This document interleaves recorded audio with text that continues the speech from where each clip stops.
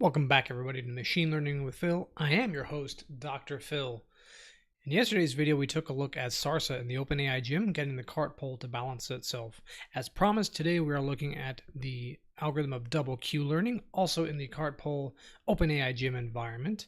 So we had touched on Q learning many months ago, and the basic idea is that Q learning is a model-free, bootstrapped, off-policy learning algorithm. What that means is model free. It does not need the complete state transition dynamics of the environment to function. It learns the game by playing it. Bootstrapped in that it doesn't need very much help getting started. It generates estimates using its initial estimates, which are totally arbitrary except for the terminal states. Off policy, meaning that it is using a separate policy other than it is using a behavioral policy and a target policy to both learn about the environment and generate behavior respectively.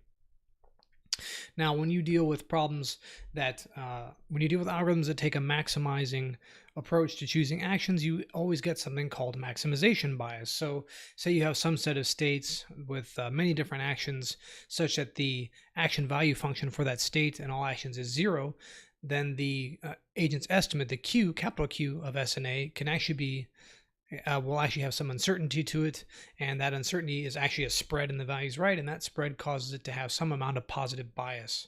And the max of the true values is 0, but the max of the capital Q, the agent's estimate, is positive. Hence, you have a positive bias, and that can often be a problem in reinforcement learning algorithms. So this happens because you're using the same set of samples to determine the maximizing action as well as the value of that action. And one way to solve this problem is to use two separate Q functions to determine the max action and the value, and you set up a relationship between them, and then you alternate between them as you play the game. So you're using one of them to determine the max action, one of them to determine its value, and you alternate between them so that you eliminate the bias over time. That's double Q learning in a nutshell. The algorithm is the following. So you initialize your alpha and your epsilon, where alpha is your learning rate, epsilon is what you use for epsilon greedy. You want to initialize the Q1 and Q2 functions for all states and actions in your state and action space. Of course, that's arbitrary except for the terminal states, which must have a value of 0. And you loop over your set of episodes and you initialize your state, and for each episode, right, each step within the episode, choose an action from using your state, using an epsilon greedy strategy in the sum of Q1 and Q2. So you have the two separate Q functions. So if you're using single Q learning, you would take the max action over just one Q, but since you're dealing with two, you have to account for that somehow, right? You could do a max, you could do a sum, you could do an average. In this case, we're going to take the sum of the two Q functions, take that action, get your reward, observe the new state, and then with the 0.5 probability, either update Q1 or Q2 according to this update rule here. And of course, at the end of the step, go ahead and set your state to the new state and keep looping until the game is done. So clear as mud? I hope so. By the way, if you want more reinforcement learning content, make sure to subscribe, hit the bell icon so you get notified. Let's get to it. So next up, we have our code. And here we are inside of our code editor. Again, I'm using Visual Studio Code to take a look at our double Q learning script. I'm not going to be typing into the terminal. I think that's probably a little bit annoying. I'm just going to review the code as we go along. If you have seen my video on the Sarsa algorithm, there's going to be a fair amount of overlap because we're solving the same set of problems over again. The only real difference is in that video we use Sarsa to calculate the action value function, and in this case we're using double Q learning. Again, we have a max action function. What this does is tells us the max action for a given state. To construct that, you make a NumPy array out of a list that is for a given state, both actions. And as we said in the video, we're going to take the sum of the Q1 and Q2 for a given state for both actions. You want to take the argmax of that, and recall in NumPy, the argmax function, if there is a tie, returns the first element. So if the left and right actions both have identical action value functions, then it will return the left action consistently. That may or may not be a problem, it's just something to be aware of. And once again, we have to discretize the spaces. Recall that the cart pole problem, which is just the cart sliding along a track with a pole that must be maintained vertically, right? In the cart pole example, we have a continuous space. The x and the theta can be any number within a given range, and likewise for the velocities. To deal with that, we have a couple options. We could simply use neural networks to approximate those functions. but in this case, we're going to use a little trick to discretize the space. So we're going to divide it up into 10 equal chunks, and any number that falls within a particular chunk will be assigned an integer. So you'll go from a continuous to a discrete representation of your 4 vector, the observation. Along with that comes a get state function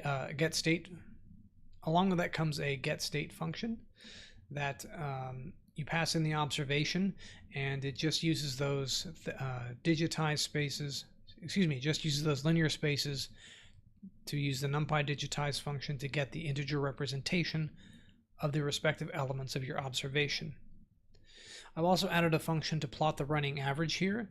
I do this because in the SARSA video, we ended up with a little bit of a mess with 50,000 data points. This will plot a running average over the prior 100 games.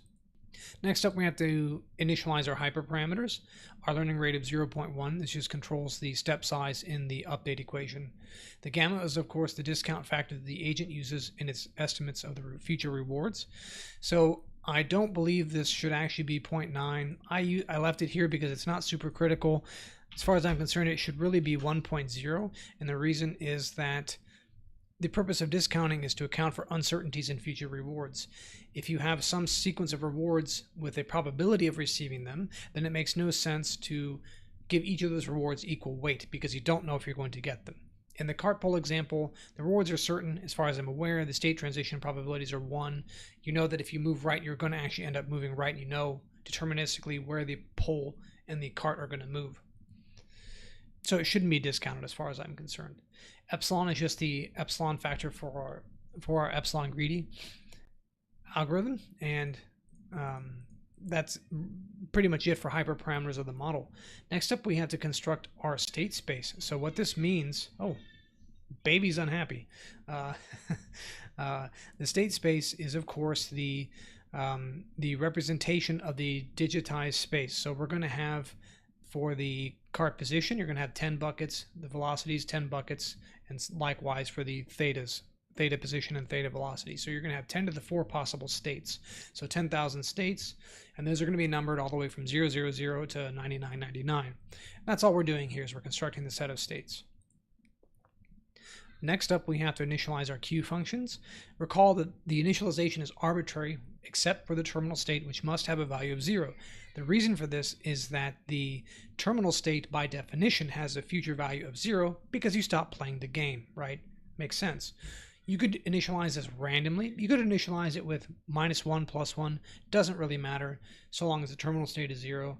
For simplicity, I'm initializing everything at 0. I'm going to play 100,000 games. The reason is that this algorithm eliminates bias, but at the expense of convergence speed. So you have to let it run a little bit longer.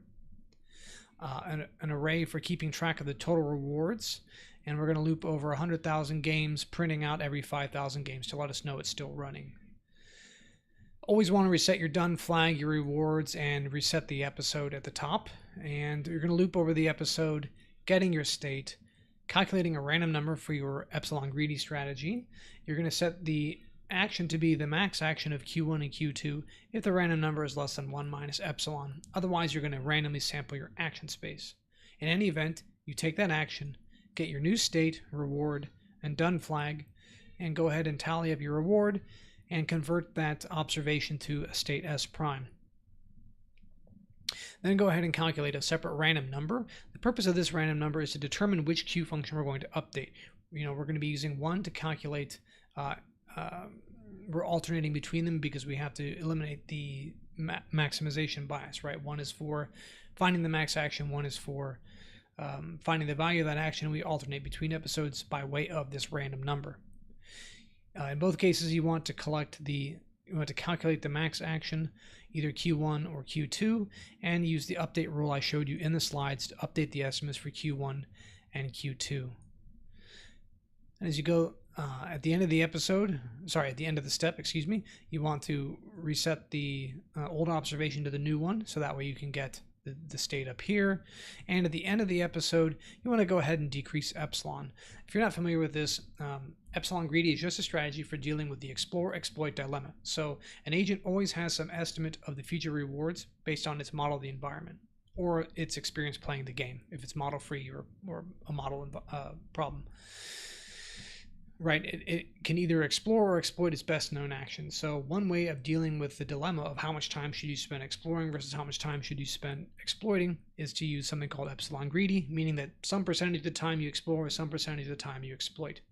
And the way that you get it to settle on a greedy strategy is to gradually decrease that exploration parameter epsilon over time. And that's what we're doing here.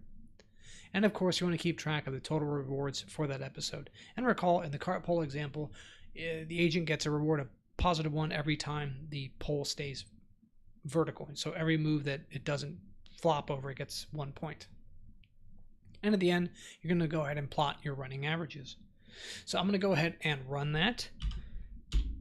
And that'll take a minute. While it's running, I want to ask you guys a question. So what type of material do you want to see?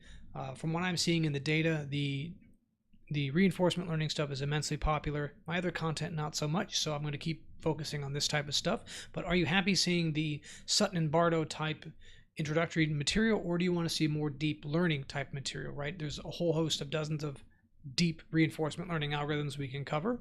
But I'm actually quite content to cover this stuff because I believe that if you can't master the basics, then the deep learning stuff isn't going to make sense anyway, right? Because you have the complexity of deep learning on top of the complexity of the reinforcement learning material on top of it. So if there's anything in particular you guys want to see, make sure to leave a comment below. And hey, if you haven't subscribed and you happen to like reinforcement learning and machine learning material, please consider doing so. If you liked the video, make sure to leave a thumbs up. Hey, if you thought it sucked, go ahead and leave a thumbs down and tell me why. I'm happy to answer the comments, answer your objections, and if you guys have suggestions for improvement, I'm all ears.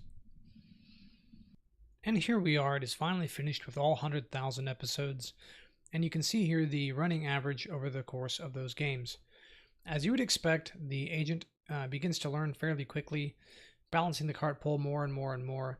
By about 60,000 games, it starts to consistently hit the 200 move threshold, where it is able to balance the cart pole all 200 moves of the game. Now recall this was with a gamma of 1.0. I'm going to go ahead and rerun this with a gamma of 0.9 and see how it does. So burn this image into your brain, and I'm going to go ahead and check it out with a gamma of 0.9 and see if we can do any better. And we are back with the second run using a gamma of 0.9, and you can see something quite interesting here. So it actually only kind of ever reaches the 200 mark just for a handful of games, and then kind of stutters along, actually decreasing in performance as it goes along. So something funny is going on here, and to be frank, I, off the top of my head, am not entirely certain why. So I invite you all to speculate. However, what's also interesting is that this is the second time I'm recording this. I recorded it earlier and didn't scroll down the code, so you ended up staring at the same chunk of stuff, had to redo it. And in that case, I had a gamma of 0.9 as well, and it seemed to work just fine. So I suspect there's some significant variation here to do with the random number generator. And it could just all be due to that, right? This is a complex space, and it wanders around different portions. This could happen potentially because it doesn't visit all areas of the parameter space enough times to get a reasonable estimate of the samples, and there may be some type of bias on where it visits later on in the course of the episodes, although that sounds kind of unlikely to me. But either way, that is double Q learning. You can see how the hyperparameters actually affect the model, and it seems to have a fairly large effect, as you might expect. And the next video, we're going to be taking a look at double SARSA. So if you are not subscribed, I ask you to please consider doing so. Hit the notification icon so you can see when I release that video. And I look forward to seeing you all in the next video.